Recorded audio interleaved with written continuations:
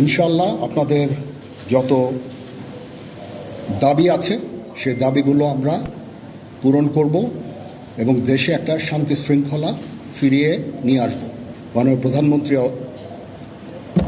পদত্যাগ করেছেন এবং এখন একটা ইন্টারিম গভর্নমেন্ট ফর্ম করে আমরা আমাদের কার্যক্রম পরিচালনা করব। দেশে একটা ক্রান্তিকাল চলছে।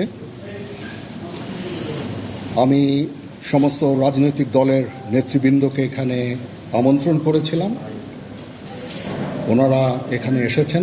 আমরা একটা সুন্দর আলোচনা করেছি। সেখানে আমরা সিদ্ধান্ত নিয়েছি যে একটা ইন্টারিম গভর্নমেন্ট আমরা ফর্ম করব এবং ইন্টারিম গভর্নমেন্টের মাধ্যমে এদেশের সমস্ত কার্যকলাপ, আমি আপনাদের কথা দিচ্ছি, সমস্ত হত্যা, সমস্ত অন্যায়ের বিচার আমরা করব।